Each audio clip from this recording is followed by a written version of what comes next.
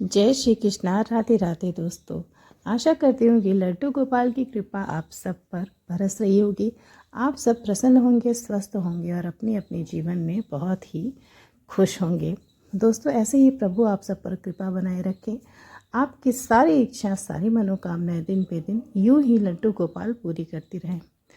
दोस्तों, जो भी इस संसार में रहता है उसके बहुत सारे रिश्तेदार होते हैं, बहुत सारे संबंध होते हैं। अपने संबंधों के लिए वो बहुत त्याग करता है। जैसे एक माँ अपनी संतान के लिए बहुत त्याग करती है, एक बेटा अपने माँ बाप के लिए बहुत ऐसे कर्म करता है जो उनकी सेवा के लिए ज़रूरी होते हैं। पुत्र होने का कर्तव्य निभाता है। इस तरह से हमारे जीवन में जो भी रिश्ते होते हैं हम उनके लिए बहुत त्याग करते हैं, बहुत कष्ट सहते हैं। लेकिन हमें क्या मिलता है? अंत में हमें यही समझ में आता है कि हमारे जो भी रिश्ते नाते हैं वो हमारे जीवन में फल देने वाले नहीं हैं, हमारे किसी काम आने वाले नहीं हैं। लेकिन क्या हमने कभी प्रभु से कोई रिश्ता बनाया? हाँ, हमने बनाया, लेकिन वो मतलब के लिए। क्या दोस्तों, आपने या मैंने कभी भगवान के लिए कोई त्याग किया, कोई कष्ट सहा? नहीं। अगर सहा होता तो शायद हमें भगवान मिल गए होते या वो हमारे बहुत निकट होते। दोस्तों, आज एक ऐसे भक्त की कहानी मैं आपको सुनाने जा रही हूँ जिसको सुनने के बाद आपकी आंखें ज़रूर नम हो जाएंगी। क्या भक्ति में भगवान के लिए कोई इतना दुख सहन कर सकता है? कोई इतनी पीड़ा झेल सकता है? इतना अहम अपमान देख सकता है? हम तो नहीं कर सकते, लेकिन कुछ ऐसे विशेष भक्त होते हैं दोस्तों जो भगवान के लिए बहुत त्याग करते हैं। तो चलिए जानते हैं आज की ऐसी कथा है क्या। दोस्तों, आज की सच्ची कहानी है शकुंतला जी।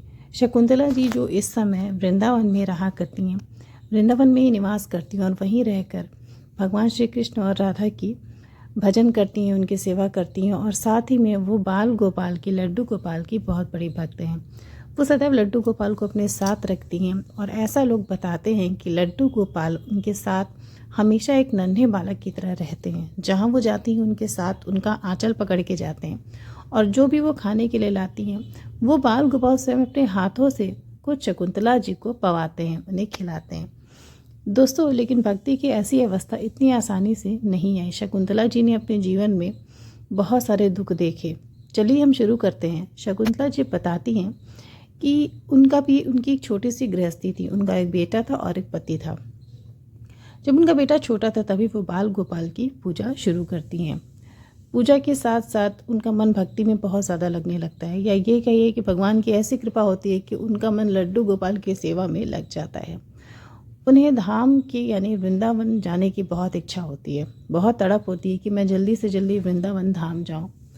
एक बार ऐसा आता है जब उन्होंने अपने पति से धाम जाने के लिए उनसे पूछा, लेकिन उन्होंने मना कर दिया। ये अपने आप को रोक नहीं पाई और अपने लड्डू गोपाल को लेकर बस से वो स्वयं वृंदावन की सैर करने के लिए निकल पड़ी।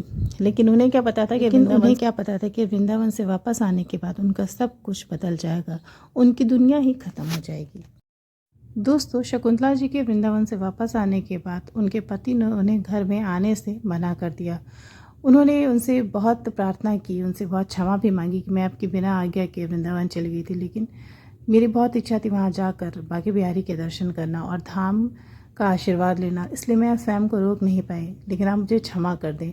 उनके पति बहुत क्रोधित हुए और उन्होंने उन्हें घर में अंदर आने के लिए मना कर दिया और वो अपने बेटे को लेकर अपने साथ ही रहने लगे। लेकिन शकुंतला जी अपने घर में नहीं जा पाई। कुछ दिनों बाद उन्हें सुनने को मिला कि शायद उनके पति ने दूसरा विवाह कर लिया था।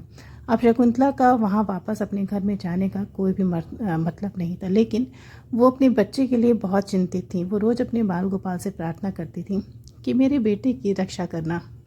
दोस्तों, भगवान अपने भक्त की बहुत परीक्षा लेते हैं। जब वो देख लेते हैं कि भक्त जो है उसके जीवन का लक्ष्य सिर्फ एकमात्र भक्ति है, तब वो उसकी और ज़्यादा परीक्षा लेने लगते हैं, ये देखने के लिए कि जो उसका त्याग है, जो उसका बलिदान है भक्ति के लिए, वो क्षणिक है या फिर वो सच में है। तो इसलिए शकुंतला जी का भी ठाकुर जी ने बहुत उनकी परीक्षा ली। घर में नहीं आने के बाद उनके पति ने दूसरा विवाह कर लिया और वो सड़कों पर दर दर भटकती रही अपने लड्डू गोपाल को लेकर। उनके पास खाने तक के पैसे नहीं थे। कुछ दिनों बाद जो वस्त्र वो पहनी थी वो वस्त्र भी फट चुके थे। उनकी स्थिति बिल्कुल भिखारिन वाली हो गई थी। वो सड़कों पर भीख भी मांगती थी क्योंकि उनके पास खाने के लिए कुछ भी नहीं था और ना तो अपने बाल गोपाल को भोग लगाने के लिए कुछ था।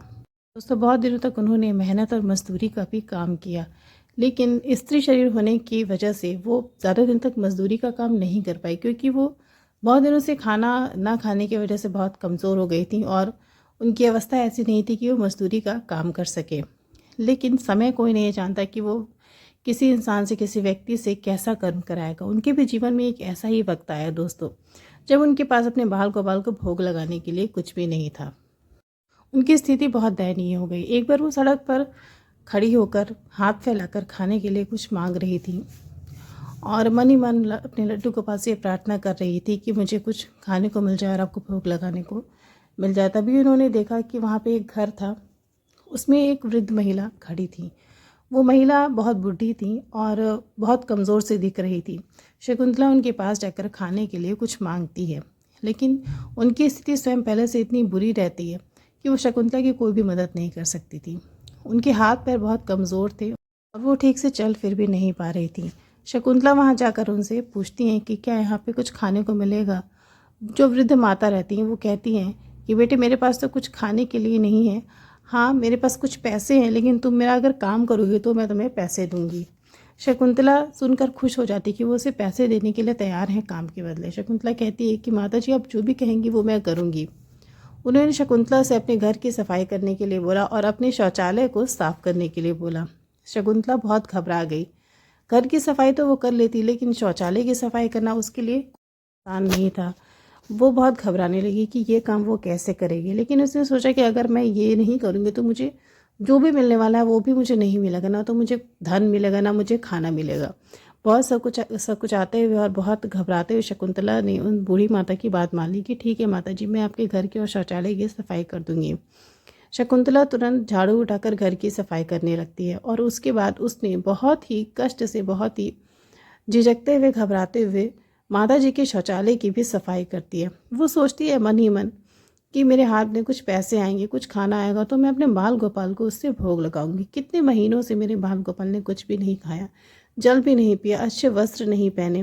मेरे बाल गोपाल के शरीर पर फटे हुए वस्त्र हैं। ये बात सोचकर अपने प्रभु के लिए, अपने लड्डू गोपाल के लिए शकुंतला ने गंदा शौचालय तक साफ किया।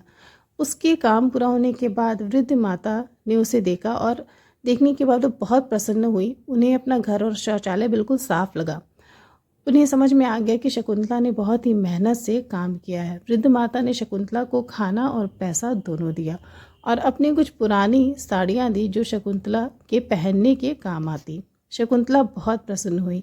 उसके मन में ये ग्लानि तो ज़रूर थी कि उसे आज बहुत गंदा काम करना पड़ा, उसे गंदगी साफ करनी पड़ी, शौचालय साफ करनी पड़ी, लेकिन फिर भी उसने अपनी मेहनत से कुछ धन कमाया जिससे अपने बाल गोपाल की सेवा करती।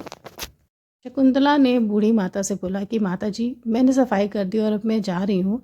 मैं बहुत प्रसन्न हूँ क्योंकि आपने मुझे पैसे दिए। आपको फिर कभी काम की ज़रूरत पड़ेगी या आपको कोई सहायता की ज़रूरत पड़ेगी तो आप मुझे ज़रूर बुलाइएगा, मैं यहीं इसी गली में रहती हूँ। इतना बोलकर वो वहाँ से चले गई। शकुंतला अगले 2-3 दिन बाद वहाँ पर खड़ी थी तो फिर से माता जी ने उसे बुलाया। वो फिर से उनके घर गई और वृद्ध माता ने उससे अपने बारे में सब कुछ बताया कि देखो, मेरे 2 बेटे हैं, लेकिन दोनों ही बाहर रहते हैं। बहुएं भी हैं, लेकिन कई वर्षों से मेरे दोनों बेटे और बहुएं यहाँ पर आए ही नहीं। उन्हें मेरी कोई भी चिंता नहीं। वो चाहते हैं कि मैं जल्दी से मर जाऊँ, लेकिन बेटा इससे मेरी क्या गलती है। जितनी मेरी आयु है उतना तो मुझे जीना ही होगा, चाहे वो किसी भी अवस्था में जीऊँ। बूढ़ी माता की अवस्था को देखकर शकुंतला को दया आ जाती है और शकुंतला उसी दिन से उनकी सेवा करने लगती है। उनके लिए खाना बनाती, उनके वस्त्र धोती, उन्हें नहलाती, अपने हाथों से उन्हें खाना खिलाती। एक दिन शकुंतला जब माता जी की सेवा करने उनके घर गई, तभी एक बहुत ही आश्चर्यजनक घटना हुई। बूढ़ी माता अपने घर पर बिस्तर पर बैठी बहुत रो रही थी। शकुंतला ने पूछा कि माता जी, आप क्यों रो रही हैं? आखिर क्या हुआ? आपकी तबीयत तो ठीक है? शकुंतला ने उनके लिए खाना बनाकर उन्हें खिलाया। माता जी ने बताया कि बेटा, मेरा बस एक ही सहारा था, ये घर, जो कि मेरे पति का था, लेकिन अब ये भी मेरे पास नहीं रहेगा। मेरे दोनों बेटे विदेश से यहाँ आने वाले हैं और मेरे इस घर को बेचने वाले हैं। मुझे कुछ भी समझ नहीं आ रहा कि मैं कहाँ जाऊँगी। उन्होंने बोला कि मुझे वृद्धाश्रम में छोड़ देंगे। मैं वृद्धाश्रम नहीं जाना चाहती हूँ, मैं यहीं पर अपने इस घर में ही मृत्यु तक रहना चाहती हूँ। शकुंतला माता जी के दुख को समझ सकती है और उन्हें बहुत समझाती है कि भगवान ज़रूर आपके लिए कोई रास्ता निकालेंगे अम्मा, आप परेशान मत होइए, आप मेरे लड्डू गोपाल पर पूरा भरोसा रखिए, ज़रूर आपका मकान बच जाएगा, आप इसी मकान में हमेशा रहेंगी। माता जी शकुंतला की बात सुनकर बहुत ही प्रसन्न होती हैं अंदर ही अंदर। देखती हैं कि इसके ठाकुर जी में बूढ़ी माता उसकी सेवा से बहुत प्रसन्न हुए और मन ही मन शकुंतला को बहुत आशीर्वाद देती कि जल्दी से तुम्हारे अच्छे दिन आ जाएं, भगवान जल्दी से तुम पर कृपा करें। अगले ही दिन उनके दोनों बेटे विदेश से वापस अपने घर आते हैं और अपनी वृद्ध माता को आश्रम में डालने के लिए आपस में राय बात करने लगते हैं। शकुंतला भी वहाँ होती है जो कि बूढ़ी माता की सेवा करती है। वो उन दोनों को बहुत समझाती है लेकिन उनके कान पर जू भी नहीं रेंगती। बूढ़ी अम्मा रो रो कर अपने बेटों से निवेदन करती हैं कि बेटा, ये स्थानीय जगह मुझसे मत छीनो, क्योंकि ये ही मेरा इकलौता सहारा है। मैं यहाँ, तुम मुझे यहाँ से निकाल दोगे तो मैं कहाँ जाऊँगी, मुझे कौन देखेगा। कम से कम यहाँ पर मैं सुरक्षित तो हूँ, चाहे मुझे खाने को मिले या ना मिले, फिर भी अपने स्थान पर मैं सुरक्षित हूँ। मैं बाहर आश्रम में क्या करूँगी, वहाँ कौन होगा कौन नहीं मुझे क्या पता। अपने बच्चों से हाथ जोड़कर बूढ़ी माता को निवेदन करता देख शकुंतला का हृदय पिघल जाता है और वो उनके बेटों को समझाने का बहुत प्रयत्न करती है। वो उनसे कहती है कि माँ बाप को कभी भी वृद्धावस्था में ऐसे लाचार बेसहारा नहीं छोड़ना चाहिए। जिसके भी माँ बाप होते हैं वो बहुत सौभाग्यशील होता है, लेकिन उनके अकल पर पट्टी पड़ी थी और वे सब शकुंतला की बातों को नज़रअंदाज करके घर को खाली करने के लिए कहने लगते हैं। घर को खाली करने के लिए 15 दिन का समय दिया जाता है और इस 15 दिन में शकुंतला ने बूढ़ी माता की बहुत सेवा की, अपनी माँ की तरह। अपने लड्डू गोपाल की सेवा के साथ साथ वो बूढ़ी माता की बहुत सेवा करती है और उसकी उस सेवा को देखकर उनकी दोनों बहुओं का हृदय भी पिघलने लगता है। दोस्तों, शकुंतला जिस तरह से बूढ़ी माता की सेवा करती थी, वैसे तो कोई बहू या कोई बेटी अपनी माँ की सेवा कर सकती थी, लेकिन उनकी दोनों बहुओं के अकल पर पट्टी पड़ी थी, इसलिए अभी तक उन्हें कुछ भी समझ नहीं आ रहा था। लेकिन जब उन्होंने शकुंतला को उनकी सेवा करते हुए देखा तो धीरे धीरे उनका चित्त, उनका मन, सब कुछ बदलने लगा। उन्हें लगा कि जो सेवा शकुंतला कर रही वो तो हमें करनी चाहिए। उन्हें बहुत ग्लानि होती है और वो अपने पति से बोलती हैं कि हम गलत कर रहे हैं, हमें ऐसा बिल्कुल भी नहीं करना चाहिए। मुझे ऐसा प्रतीत हो रहा है कि अगर माता जी की जगह मेरी खुद की माँ होती तो क्या मैं छोड़ देती। मैं कभी भी नहीं छोड़ती। अपने पति से कहती है कि हमसे बहुत बड़ी भूल हो रही है, हम गलत कर रहे हैं, हमें अपने सास की, अपनी माँ की सेवा करनी चाहिए, आपको भी अपनी माँ की सेवा करनी चाहिए। वृद्धाश्रम में छोड़ना बहुत बड़ा अपराध है। कभी हम भी वृद्ध होंगे, बूढ़े होंगे, लाचार होंगे, बेसहारा होंगे, तो अगर हमारी संतान ने भी हमें ऐसे ही छोड़ दिया तो हम आज जो भी कर्म करेंगे वो हमारे बच्चों के संस्कार बनेंगे, जो भविष्य में हमारे सामने आएंगे। क्या आप चाहते हैं कि हमारे बच्चे भी हमारे वृद्धावस्था में हमें वृद्धाश्रम में छोड़ दें? बूढ़ी माता के बेटे को अपनी पत्नी की ये बात समझ आने लगती है। उसे ये समझ में आने लगता है कि जो हम कर्म आज करेंगे वो ही कल भविष्य में बुढ़ापे में हमारे सामने फलस्वरूप आएगा। अपनी पत्नी की बात उसे समझ में आ जाती है कि हमें अपनी माँ की सेवा करनी चाहिए। उनका जीवन जितने भी दिन का है हमें भरपूर सेवा धन से, तन से और मन से करनी चाहिए। दोनों ही बेटों का मन बदल जाता है मकान को बेचने का और दोनों बेटे और बहुएं अपने माँ की भरपूर सेवा करने लगते हैं। वृद्धाश्रम जाने का जो भी संयोग था, जो भी उनकी राय बात थी, वो सब कुछ बदल जाती है। वृद्धाश्रम जाने का फैसला बदल जाता है और घर को बेचने का फैसला बदल जाता है। माता जी अपने घर में ही रहने लगती हैं और दोनों बहुएं उनकी खूब सेवा करने लगती हैं। कौशल्या के व्यवहार को देखकर, उनकी सेवा को देखकर उनके बेटे और बहुओं का व्यवहार बदल जाता है।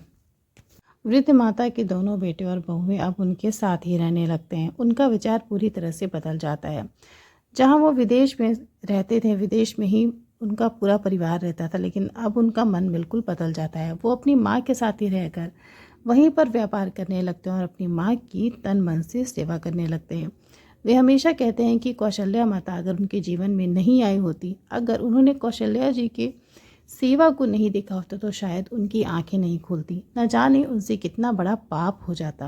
उन्होंने कौशल्या से हाथ जोड़कर निवेदन किया कि कौशल्या माता, अगर सच में आप हमसे नहीं मिली होती तो न जाने हमसे कितना बड़ा पाप हो जाता। हम अपने भगवान स्वरूप माता को वृद्धाश्रम में छोड़ देते हैं, वही माँ जिसने हमें जन्म दिया, जिसने हमें चलना सिखाया, कर्म करना सिखाया, पढ़ना सिखाया, सारे संस्कार दिए, पढ़ा लिखा कर काबिल बनाया, उस माँ को, उस देवी स्वरूप माँ को हम वृद्धाश्रम में कचरे की तरह छोड़ देते। इतना बड़ा महापाप करने से आपने हमें रोक दिया। आप हमारे लिए भगवान हो। कौशल्या उस दिन बहुत खुश होती है। खुश इसलिए होती है कि उसकी वजह से किसी का जीवन बच जाता है, किसी का नहीं, कौशल्या की वजह से बहुत सारे लोगों का जीवन बर्बाद होने से बच जाता है। बूढ़ी माता का और उनके दोनों बेटों का परिवार, अगर उनसे इतना बड़ा पाप होता, उनसे गलत व्यवहार होता, तो ज़रूर उनके प्रारब्ध गलत होते और भविष्य में उन्हें अपने पाप का भोग ज़रूर करना पड़ता। कौशल्या माता ने बूढ़ी माता से बोला कि अब मैं सदैव आपके साथ रहूँगी, भले ही आपका परिवार आपके साथ है, लेकिन मैं हमेशा ऐसे ही आपकी सेवा करती रहूँगी। सब हंसी खुशी साथ में रहने लगे। दोनों बच्चे अपनी बूढ़ी माँ की सेवा करने लगे और कौशल्या लड्डू गोपाल की कृपा से उसी घर में माता जी के साथ रहकर बाल गोपाल की सेवा करने लगी। दोस्तों, लड्डू गोपाल की कृपा की ये कहानी अगर आपको अच्छी लगी है तो ज़रूर अपनी दोस्तों को ये कहानी शेयर करिएगा और मेरे चैनल कृष्ण प्रेम रस को सब्सक्राइब करिएगा। राधे राधे।